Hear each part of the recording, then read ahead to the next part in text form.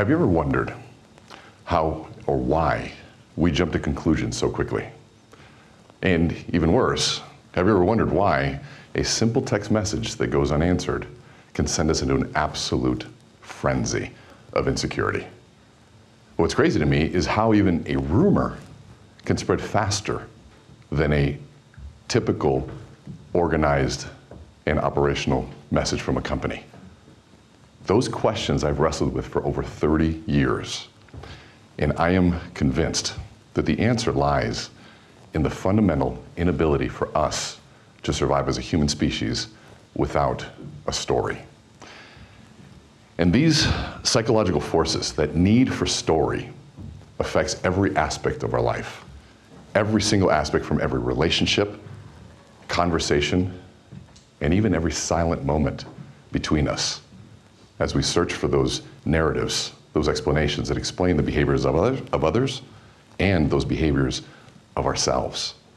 So today, I want to reveal to you a phenomenon that I've been looking at, watching and observing, and sometimes the victim of, something that is so powerful, something that shapes how we love, how we fight, how we heal, how we grow, and even explains the silence of a loved one, maybe even the rebellion of a child, and even the distance of a close relative, but maybe even our own story. And I call this phenomenon the narrative gap. And so I have this whole idea of narrative. I've heard about it since I was a kid. I always thought a narrative was just a story, a movie.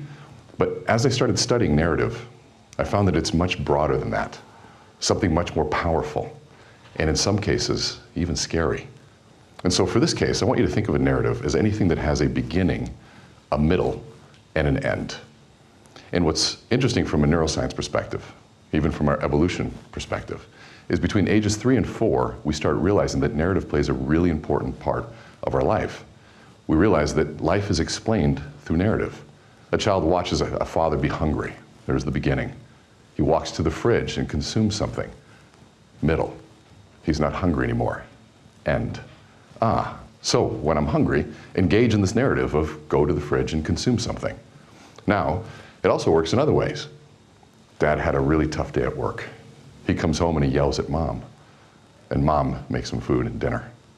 Okay, so when having a bad day, just yell at the people that are closest to us and everything will be just fine. Now, by ages 9 to 13, these narratives take on a different form because they become guided by something much richer, which would be a set of values.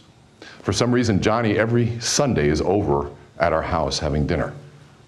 But now come to find out that Johnny's parents aren't home on Sundays, so no one was there to feed him. But my family took him in. And so the narrative there became, when Johnny is hungry, you invite him into your home. Now, what's magical is what happens at age 21, is that it's not just situational, it's not just about Johnny. It's about every person that fits that category. So it's not just when Johnny's hungry, it's when someone is hungry, you invite them into your home. So this whole idea of narrative, I could intellectualize this with you all day long, but the best way to understand narrative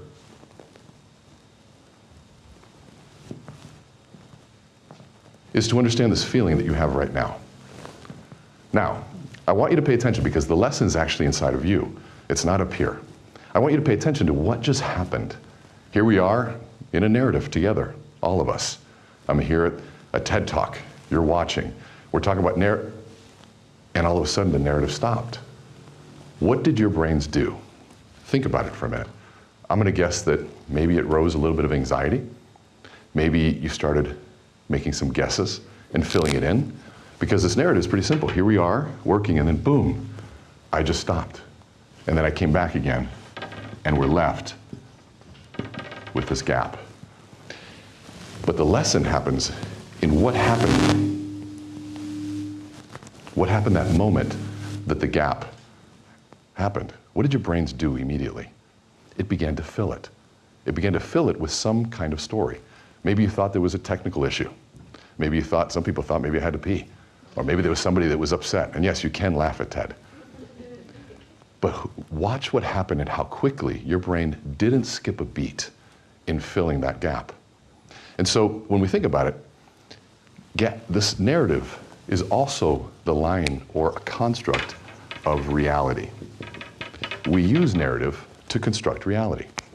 We use it to also organize our thoughts, our places, and things so we understand events that are happening to us. And so here's a question for you. Can your brain handle a gap in the narrative? Another way of asking that is, can your brain handle a gap in reality? And the answer is no. So what did your brains do? Because I want to expand on this just a little bit. The moment that happened, your brain filled that gap with some level of assumption. And the question comes, why didn't we all have the same exact assumption? So let's play this scenario out. Let's pretend that we all work for the same company and our CEO doesn't show up. One person over here says, oh, John didn't show up again? He's out probably buying another yacht. I don't know how many yachts he needs. Could be one. Interesting way to fill the gap.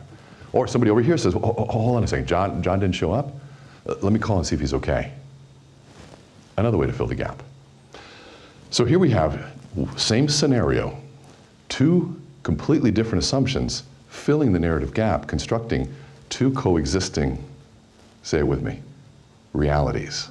I want you to say it with me, realities. Now, I thought reality was just reality. I mean, did we just make the case for the multiverse?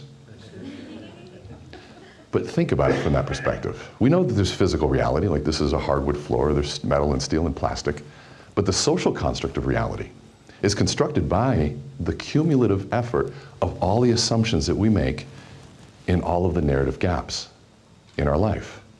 Now here's a crazier question. How many gaps do you think are happening on a daily basis? They're endless. And what does your brain do the moment it feels a gap? It fills it. And the question is, what does it fill it with? An assumption. So you could venture to say that our understanding of reality is mostly based on assumption. Now, that should fascinate you and equally horrify you. So let's go back to the scenario. We had one person go to greed and a yacht. One person went to empathy and concern. My question is why? Why didn't we have the same assumption filling that narrative gap, constructing a seamless sense of reality? Well, let's pay attention for a minute. The person over here that agreed on a yacht, maybe they had a conversation with the CEO previous year and they tried to negotiate with him, maybe getting funding for a project, and CEO said, you know what, we don't have the budget. And next week he's on his yacht taking selfies. And of course, that moment happens and that assumption he pulls from that experience to fill the gap, to construct a seamless story that makes sense. Now, why did this person over here go to empathy and concern? And here's where it gets fascinating. Well, maybe this person knew John's story and that his daughter was sick and in the hospital and said, I will come by after I visit my daughter. And he doesn't show up. Where did they pull their story from, or the assumption? They didn't pull it from their own story. They pulled it from John, the CEO's story. Which one do you think would be more accurate? So now, there are two industries that understand the value of this narrative gap that is happening all the time. The media understands this gap. In fact, sometimes the media creates it on purpose so that they can go and fill it. If you ever want to be fascinated, watch opposing media sources attend and cover the same event. And you will see how they fill those gaps to construct completely different realities to hit their viewers. Now, politicians do the same thing. They want to be the trusted source of that gap because they want our votes. And so when we think about this, the reason that we have different assumptions filling that gap is that we have different sources by which we do that. We are overrun with possible sources that we could choose to fill this with. I tested this during COVID, and COVID was a fascinating time, a frustrating time, a sad time. But from a psychology perspective, it was fascinating. I remember it was going to be my best year ever. We had 100 events booked, and I was looking at a calendar and I was a speaker. That's like what you want. And then they canceled the NBA. And it dawned on me, I said, maybe this is more serious than I thought. And in 1 week, we had to erase 100 events. Now, my team was in a frenzy. And I just started to giggle. One, because I really had no other choice. But two, it wasn't my first time. We went through the same scenario in 9/11, but this time I was more prepared. I knew what was going to follow. It was irrationality, massive assumptions, and stress. And that's what we had been studying for many years. And when we saw this, we started looking at this, and my fascination was, who were the leaders that were going to show up?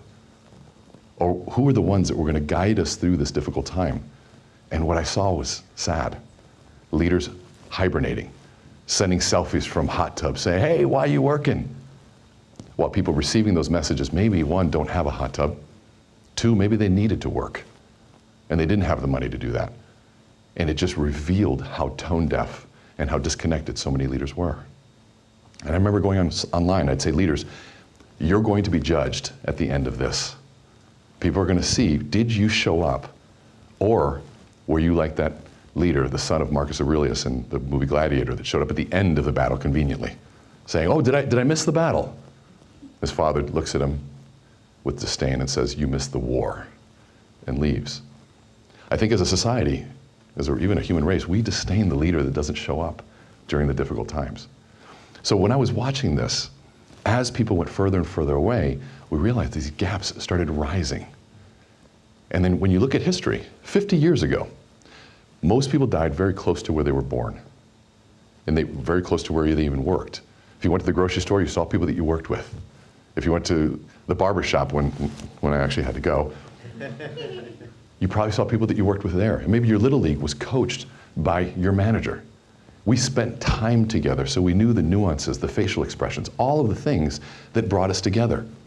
Then we started advancing in technology, transportation, and communication, and we started willingly moving further and further away from these once tight-knit communities. And so then when we looked at this, we said, well, what are you talking about? I have technology. It tells me when they check in, how many calls they've made. I can see everything. See, right there, there's my team. But that consoling illusion doesn't cover the reality of the nuance. I mean, how many of us know when we can tell if somebody's upset with us by the length of time it takes for them to text us back? Or when you get one of these, we know something's up. These little nuances start communicating things. But when we start having more and more gaps, we are forced to make more and more assumptions. And in today's disconnected world, where this becomes our communication tool. And a little side note, did you know that parts of our brain that control our thumb over the last 20 years has grown in size? I wonder why. And so when we look at this whole idea of this narrative gap, why does it work so well? Well, from a neuroscience perspective, it works because it causes tension and novelty. We need two things to capture attention. We need dopamine and we need norepinephrine. Dopamine is secreted through novelty. Norepinephrine is secreted through tension. And when there's a gap, there's massive tension. When the gap is filled, we're rewarded with dopamine. This becomes an addictive cycle of how it works. And so all of this is to be said. When we understand even why we love watching unsolved mysteries be solved, or that cliffhanger of our favorite series that we watch and we're like, oh, and we have to watch that next episode, is because that gap is open and we need to fill it. So as I share this with you, and what I want you to take from this, and my hope for you, is that this won't help you just become a better communicator, but hopefully this will transform how you exist in your relationships. Because the reality, in every silence, every unfinished story, every unexplained action, there lies a choice. Do we fill that gap with fear, or do we fill that gap with uncertainty? Those are the questions and the choices that we are faced with every single day as these gaps emerge. And this makes the case for building a personal brand, for going to school, for writing a book, for speaking, because I believe the goal is not just to fill the gaps, but to be the trusted source. I know for myself as a father, I want to be the trusted source for my kids. Hey, Dad, my friends are saying this, but what do you really think of this? Is this drug safe? Imagine as a parent not being the trusted source. Maybe a teacher and not being the trusted source. These are the things that we strive for, but now we can codify it. And I want you to remember these final words, this final idea as to why. Because to me, neuroscience is great, but applied neuroscience is where the real value is. That all of us here are walking collections of the narrative gaps to one another. All of those little choices coming together to construct the reality of our relationships. Every person you meet carries stories with them that maybe you can't see and maybe you'll never understand. And we are that same mystery to them. So I believe wholeheartedly in a world of increasingly defined disconnection, that we enter and fill these gaps not with fear, but with hope. Not with suspicion, but with generosity. And not with stories that protect us, because that's the goal of this, is to be protected. At least that's what the brain wants to do. But I want you to fill these stories in a way that connects us. So tonight, when you look at the people that you love, I want to challenge you to ask yourself, what stories are you telling about them? What assumptions are you making? What conclusions are you running to? Where does your brain go when that text message goes unanswered? Because therein lies the choice. Does the assumption build a bridge, or does it build a wall? And the best part about this is these are choices that we can make ourselves. So I'm going to challenge you to fill these gaps with intention, because at the end of the day, we become the stories that we choose to believe. Thank you so much.